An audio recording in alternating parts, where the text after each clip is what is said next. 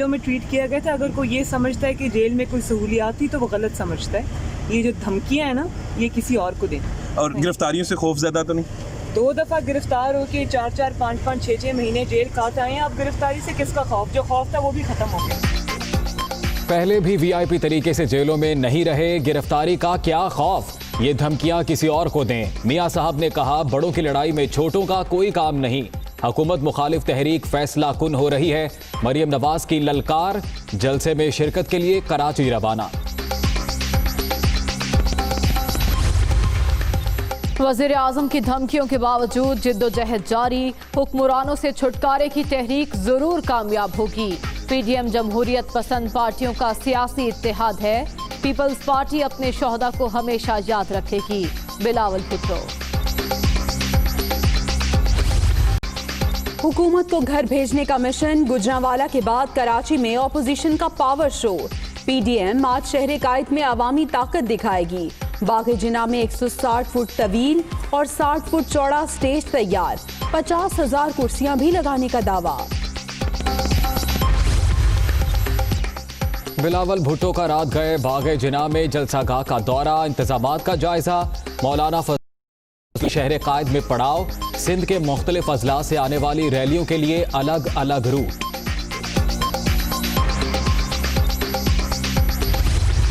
नवाज शरीफ, मैं तुम्हें अब ये आज सुन लो मेरी गौर से बात। आज से मेरी पूरी कोशिश है तुम्हें इस मुल्क में वापस लाया जाए। तुम्हें यहाँ आम जेल के अंदर डालेंगे, वीआईपी जेल नहीं होगा। पीडीएम का पहला जलसा सर्कस करार। गुजरांवाला में बड़े फनकार जमा हुए। चोरी का पैसा बचाने के लिए ये मुल्क भी बेच सकते हैं। अब किसी डाकू को प्रोडक्शन ऑर्डर नहीं मिलेगा। नवाज शरीफ को मुल्क में वापस लाएंगे, वज़ीर आज़म का ऐलान। पीडीएम सिर्फ शो कर रही है जिसमें पावर नहीं। इनकी कोई समत है ना ही कोई प्लान। खाली कुर्सियों से फजलुर रहमान की तकरीर करना उनका मजाक उड़ाना है। इस मर्तबा मौलाना से पहले तकरीर करा लें, शिबली फराज का मशवरा। सानिहा कारसाज की जिम्मेदारी कलदम टीटीपी ने कबूल की।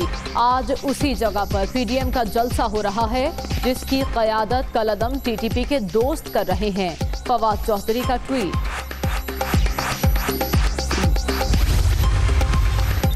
अल अजीज़िया और एवन फील्ड रेफरेंसेस में नवाज शरीफ की तलबी का इश्तिहार शाया कराने का मामला।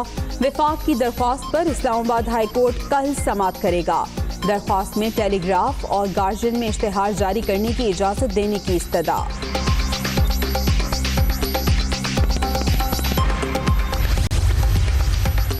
गिलगित स्कर्दू रोड पर मुसाफिर कोच लैंडस्लाइडिंग की जद में आ गई। 10 अफराद जहां बहक, मलबा हटाने का काम जारी। बदकिस्मत कोच रावलपिंडी से स्कर्दू जा रही थी।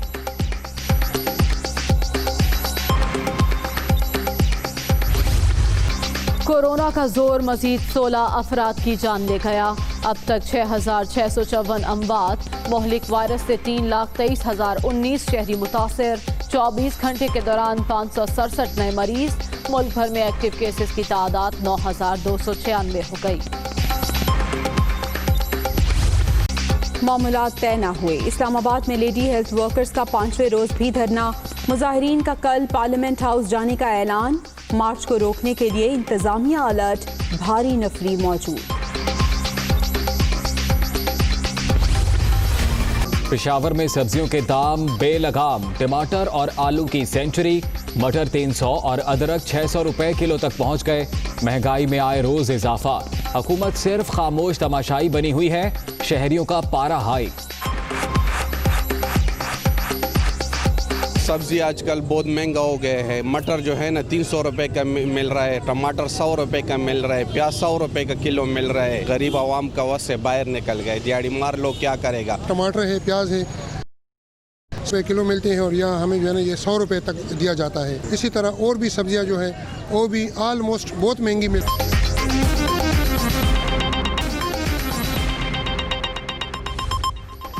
अस्सलाम वालेकुम, आप देख रहे हैं दुनिया न्यूज़। मैं हूं मोहम्मद अजीम राना। मैं हूं जवेरिया जैद और मैं हूं मरियम ज़ीशान। हेडलाइंस आपने जानी, खबरों की तफसीलात इस ब्रेक के बाद।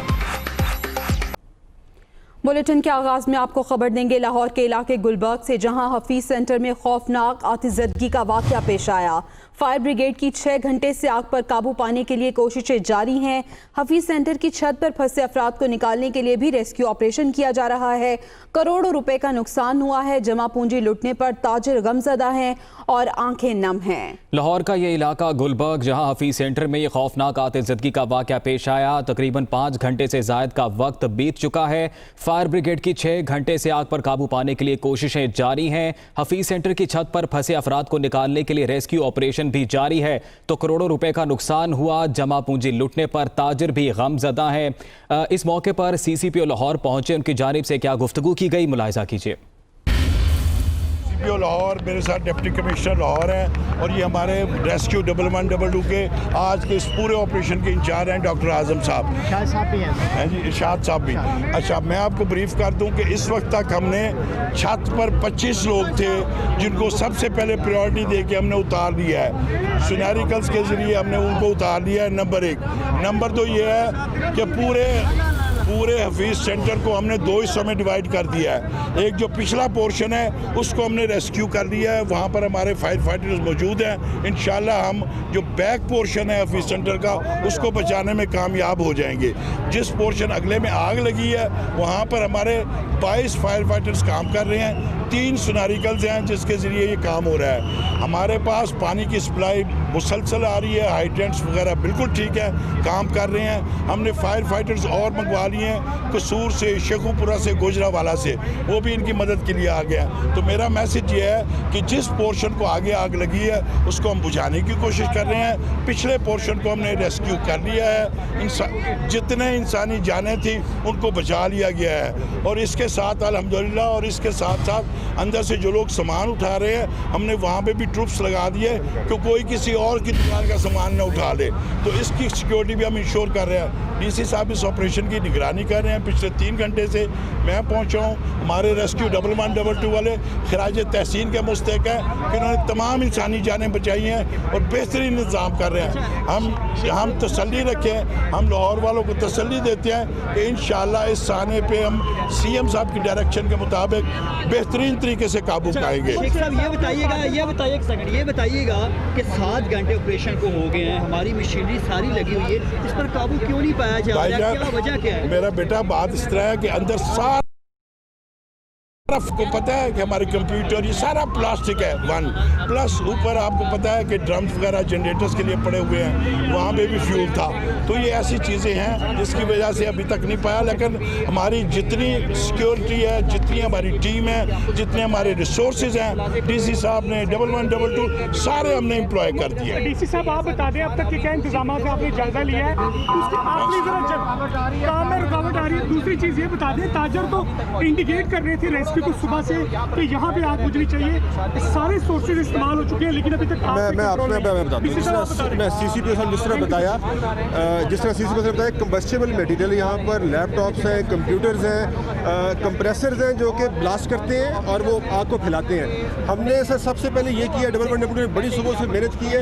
इन्होंने आग को कंटेन किया सिर्फ एक पोर्शन के अंदर। अल्हम्दुलिल्लाह जो बैक वाला पोर्शन है उसको मैं अंदर खुद 3रे फ्लोर तक गया हूँ, वहाँ पर मौजूद था, वो सारा बचा हुआ है। जो सिर्फ 2nd से 3rd और 4th इस फ्लोर पे थोड़ी आग लगी है और उसको काबू पा लिया जाएगा इंशाल्लाह चंद घंटों के अंदर, क्योंकि कंबस्टेबल मटेरियल है, इस वजह से उसको रोकना, उसका फैलाव रोकना थोड़ा सा मुश्किल होता है। इंशाल्लाह हमारी तमाम स्काई लैब्स, 2 स्काई लैब्स लगी हुई हैं, 2 स्काई लैब्स लगी हुई हैं और उसके ज़रिए 25 लोगों को रेस्क्यू किया है टॉप से। नंबर 1 जो नंबर 1 6 बजे आग लगी है, मैं आपको बताऊँ। आपको बताएं कि लाहौर के इलाके गुलबर्ग हफीज सेंटर में खौफनाक आतिशबाजी का ये वाकया पेश आया है। फायर ब्रिगेड की जानिब से 6 घंटे से आग पर काबू पाने की कोशिशें की जा रही हैं। तो ताज़ा तरीन क्या सूरत हाल है जानेंगे, उमर जावेद हमारे साथ मौजूद हैं। उमर, ये बताइएगा से कि सीसीपीओ की जानिब से जो गुफ्तगू की गई, उन्होंने कहा कि जो प्लाजे में अफराद मौजूद थे उन्हें तो बाहिफाजत निकाल लिया गया, तो आग बुझाने के लिए जो हिकमत अमली अपनाई गई है वो कितनी मौसर साबित हो रही है? अच्छा, मैं यहाँ पे एक वजाहत कर दूँ, इस प्लाजे के अंदर कोई ट्रैप्ड नहीं था। जब आग लगी थी उस टाइम प्लाजा 100% खाली था। जब आग लग गई तो छत के ऊपर, यानी 4th फ्लोर के बाद जो छत है वहाँ पर जनरेटर का डीजल पड़ा हुआ था। तो जो हफीज़ सेंटर यूनियन की इंतज़ामिया है, जो लीडर्स हैं, वो ऊपर गए थे उस डीज़ल को साइड पे करने के लिए ताकि बड़ा नुकसान ना हो। तो उनमें से चंद अफराद जो थे वो छत पे रह गए थे और आग का धुआं जो था वो जाना शुरू हो गया था, जिसके बाद ये जो बड़ी स्काई लिफ्ट लगी हुई है इसके ज़रिए उनको नीचे उतार लिया गया था। तो ऐसा कोई नहीं है कि अंदर कोई कारोबारी सरगर्मी हो रही थी और लोग फंस गए थे।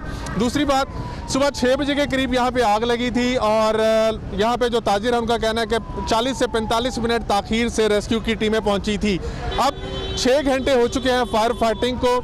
दूसरा तीसरा फ्लोर जो है वो उसका बेशतर हिस्सा जो है जल चुका है। बिलाशुबा रेस्क्यू की जानिब से कोशिश यही कही गई कि पहले फ्लोर पे, ग्राउंड फ्लोर पे और बेसमेंट में आग ना आए।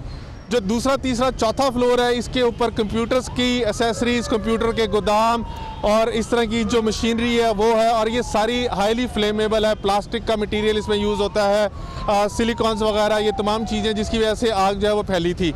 6 घंटे के बाद भी रेस्क्यू हुकाम जो है वो टाइम लाइन नहीं दे पा रहे कि आग पर काबू पाने में मज़ीद कितना वक्त दरकार है। लेकिन यहाँ पे अब गाहे बगाहे अफसरान आ रहे हैं, आला ओहदेदारान जो है वो आ रहे हैं, मीडिया टॉक कर रहे हैं, लेकिन आग के हवाले से नहीं बताया जा रहा। और जो ताजरों के खदशात थे सुबह से ही कि पानी जो है वाटर हाउसेस के अंदर उसकी फराहमी बड़ी तातुल का शिकार रही है, सुस्त रवि का शिकार रही है, उसके ऊपर किसी ने बात नहीं की।